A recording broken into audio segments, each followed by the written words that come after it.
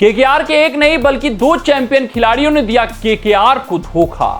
घायल केकेआर इस खूंखार प्लेइंग 11 के साथ लड़ेगी प्लेऑफ के लिए आखिरी लड़ाई।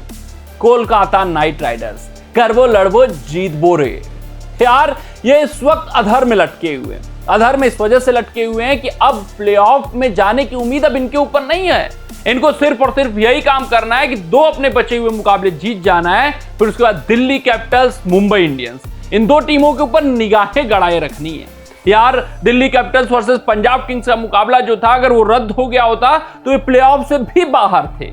लेकिन अभी कुछ उम्मीद की किरण बची हुई है कि दिल्ली कैपिटल्स ये मुकाबला पंजाब किंग्स से हारे, फिर दिल्ली कैपिटल्स पंजाब किंग्स को हराए तो ये सोचें कि नहीं, हम लोग 15 पॉइंटों तक पहुंचकर नेट रन रेट को सुधार कर थोड़ा सा लड़ाई लड़ सकते हैं। यानी कि दूसरों के ऊपर इनकी उम्मीद बरकरार है। तो इस वक्त केकेआर अपने 2 मुकाबले जो करो और मरो वाले हैं, हर हाल में हर एक कीमत पर जीतना चाहती है और अपने सबसे बेस्ट प्लेइंग 11 के साथ उतरना चाहती थी। लेकिन ये जो 1 हफ्ता के लिए भाई साहब आईपीएल स्थगित हुआ है, उसके कारण 2 चैंपियन खिलाड़ी अब आईपीएल 2025 में केकेआर के लिए नहीं खेलने वाले हैं। आखिरकार वो कौन से 2 चैंपियन खिलाड़ी हैं जो केकेआर के लिए बाकी बचे हुए 2 मुकाबले नहीं खेलेंगे, प्लेऑफ होगा तो वहां पर भी नहीं उपलब्ध होंगे, केकेआर रिप्लेसमेंट का सोच रही है नहीं सोच रही है, और कौन कौन से खिलाड़ी विदेशी उपलब्ध हैं नहीं उपलब्ध हैं, सब कुछ अपने इस रिपोर्ट में बताएंगे और केकेआर की सबसे मजबूत प्लेइंग 11 भी यहीं पर आपको समझाएंगे।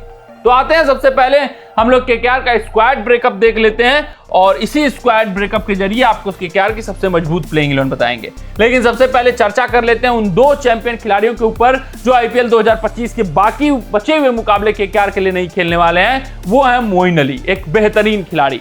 लगभग जितने मुकाबले ये खेले हैं केकेआर के लिए, सब में बेहतरीन प्रदर्शन किया है और 90% मुकाबले केकेआर इनके प्रेजेंस में जीती भी है। यानी ये बहुत बेहतरीन पिक साबित हो रहे थे। ये हॉर्सेस फॉर कोर्सेस सिलेक्शन था, जहां लेफ्ट हैंडर्स ज्यादा थे वहां मोइन अली को खिलाया जा रहा था, जहां टर्न ज्यादा था पिच में वहां मोइन अली को खिलाया जा रहा था और मोइन अली काफी इफेक्टिव भी साबित होते हुए दिखाई दे रहे थे। दूसरे खिलाड़ी के ऊपर चर्चा करेंगे, वो दूसरा खिलाड़ी कौन सा है, संदिग्ध है उसका खेलना। आते हैं प्लेइंग 11 का निर्माण करते हैं। देखिए यार, क्विंटन डिकॉक उपलब्ध है, रहमानुल्लाह गुरबाज उपलब्ध हैं, दोनों यहां पर केकेआर खेमे से जुड़ चुके हैं। लेकिन अब बारी आती है इंपैक्ट खिलाड़ी की, मैच विनर खिलाड़ी की, करंट सिचुएशन में डिलीवर करने की बारी आती है। तो गुरबाज अभी तक जितने मौके मिले हैं भाई साहब वो छाप नहीं छोड़ पाए हैं, तो केकेआर सोचेगी अब क्विंटन डिकॉक के पास जाने को, क्योंकि ब्रेक अच्छा खासा मिल चुका है क्विंटन डिकॉक को, 1 सप्ताह का ये भी ब्रेक मिल चुका है। तो डिकॉक के साथ ओपन करना चाहेंगे और उनका ओपनिंग जोड़ीदार सुनील नरेन होंगे। तो सुनील नरेन, क्विंटन डिकॉक इनके बेस्ट ओपनिंग पार्टनर्स होंगे। वहीं अगर नंबर 3 की बात करें तो रहाड़े। इस संस्करण में जिस एक खिलाड़ी ने कंसिस्टेंटली हर एक मुकाबले में प्रदर्शन किया है उनका नाम रहाड़े हैं। नंबर 4 पे अंकुरिश रघुवंशी, अपने गलतियों में रहाड़े अब सुधार करते हुए नजर आ रहे हैं। रघुवंशी को अब नंबर 4 पे इन्होंने सेटल कर रखा है। वहीं अगर हम बात करें नंबर 5 की, नंबर 5 पे वहां पर वेंकटेश अय्यर। पिछले मुकाबले में मनीष पांडे खेले थे, क्यों? क्योंकि वेंकटेश अय्यर चोटिल थे, फिंगर इंजरी थी। अब ब्रेक हो चुका है, इतना अच्छा खासा मिल चुका है, वेंकटेश अय्यर फिट हो चुके हैं। वेंकटेश अय्यर नंबर 5 पे आते हुए दिखेंगे। इस संस्करण में अच्छा प्रदर्शन नहीं गया है, उसी कारण इस वक्त केकेआर संघर्ष करिए। अगर वेंकटेश अय्यर अच्छा प्रदर्शन किए होते तो शायद ये संघर्ष भी केकेआर का न रहा होता इस संस्करण में। फिर अगर हम आगे बढ़े नंबर 6 पे, अब यहां पर फ्लोटर के तौर पे बाकी सभी बल्लेबाज यूज होंगे। नंबर 6 पे आंद्रे रसेल भी आ सकते हैं, नंबर 6 पे रिंकू भी आ सकते हैं, लेकिन संभावना की मैं बात करूं तो नंबर 6 पे रिंकू सिंह, इनके खेलने की संभावना है। नंबर 7 पे अगर मैं जाऊं तो वो आंद्रे रसेल होंगे ही होंगे।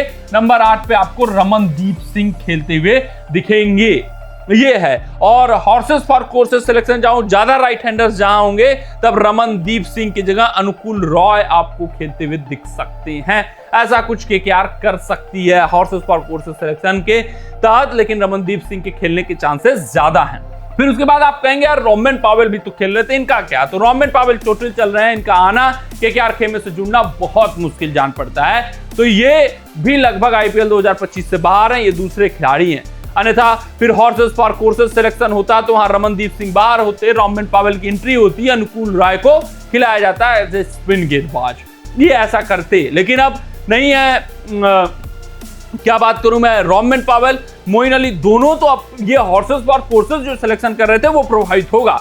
जिस कारण से ये माना जा रहा है, जो रिपोर्ट्स आई है उसके हिसाब से केकेआर अब रिप्लेसमेंट का सोच रही है। चाहे एक रिप्लेसमेंट को लाएंगे, चाहे मोइन अली की जगह, चाहे रोमिन पॉवेल की जगह, एक रिप्लेसमेंट का ऐलान होना तय है। वो कोई हरफन मौला खिलाड़ी होगा ताकि ये हॉर्सेस फॉर कोर्सेस सिलेक्शन कर पाए, ताकि सबसे परफेक्ट प्लेइंग 11 के साथ ये उतर पाए। गेंदबाजी विभाग की बात करूं तो मैं वैभव अरोड़ा, हर्षित आड़ा ये दोनों खेलेंगे। स्पेंसर जॉनसन उपलब्ध हैं, एनरिक नॉर्किया उपलब्ध हैं, ये दोनों टीम से जुड़ चुके हैं। फिर उसके बाद इनके एक प्रमुख स्पिनर होंगे वरुण चक्रवर्ती। ये केकेआर की सबसे मजबूत प्लेइंग 11 है। अगर हम बात करें इनके बल्लेबाजी क्रम की तो वो कुछ इस प्रकार दिखने वाली। Quinton de Kock, Sunil Narine open करेंगे, अजिंक्य रहाणे नंबर 3 पर, रघुवंशी 4 पे, वेंकटेश 5 पे, 6 पे रिंकू, 7 पे रसेल, 8 पे रमनदीप सिंह या अनुकूल रॉय एज डिस्क्राइब, फिर 9 पे हर्षित राणा, 10 पे वैभव अरोड़ा, 11 पे वरुण चक्रवर्ती, 12 पे नॉर्किया, स्पेंसर जॉनसन। इसमें से कोई एक खेलेगा। अगर ये खेले नॉर्किया, स्पेंसर जॉनसन, फिर रमनदीप ही खेलेंगे, अनुकूल रॉय नहीं खेलेंगे। या अगर इनको अनुकूल रॉय को खिलाना है तो यहाँ पर एक हरफन मौला खिलाड़ी खेलेगा, जिसको रिप्लेसमेंट के तौर पे ये ऐलान करेंगे। ये विदेशी खिलाड़ी होंगे। तो आप देख लीजिए, यही होगा कि जैसे मोइन अली खेल रहे थे, जैसे आपके मोइन अली खेलते तो फिर रमनदीप खेलते, और अगर अनुकूल रॉय खेलते तो फिर यहाँ पर एक बल्लेबाज खेलता रिप्लेसमेंट के तौर पे। तो जैसा ये सोचेंगे, जो रिप्लेसमेंट का सोचेंगे उस हिसाब से होगा। एनरिक नॉर्किया, स्पेंसर जॉनसन में कोई खेलेगा तो रमनदीप खेलेंगे, फिर अनुकूल नहीं खेलेंगे। ये अपने आप में एक बेहतरीन प्लेइंग 12 दिख रही है। पहले से ही ये मैच विनर टीम थी, मैच विनिंग इनके पास प्लेइंग 11 थी, लेकिन कुछ कप्तानी में खराब फैसलों के कारण ये इस वक्त अधर में लटके हुए हैं। ये इस वक्त बाहर होने के कगार पर आकर खड़े हो चुके हैं। लेकिन अब केकेआर को क्या करना होगा? आखिरी 2 मुकाबले अपने जीतने होंगे, फिर डीसी के मुकाबलों पर नजर गड़ाना होगा, एमआई के मुकाबलों पर नजर गड़ाना होगा, और अपने 2 मुकाबले बड़े अंतर से जीतने पड़ेंगे। अगर ऐसा केकेआर करने में कामयाब हो पाती है तो केकेआर प्लेऑफ में पहुंच जाएगी। लेकिन ये जो झटका लगा है मोइन अली का, रोमिन पॉवेल का, वो बड़ा झटका है, क्योंकि उसके कारण अभी हॉर्सेस फॉर कोर्सेस सिलेक्शन नहीं कर पाएंगे। कुछ रिप्लेसमेंट का ये सोच रहे हैं, देखते हैं वो रिप्लेसमेंट आता है कि नहीं। अभी हाल फिलहाल की यही प्लेइंग 12 इनकी सबसे मजबूत दिख रही है। मिलते हैं आपसे अगले रिपोर्ट में, तब तक अपना ध्यान दें, सुरक्षित रहें, स्वस्थ रहें, मस्त रहें। जय हिंद, जय भारत।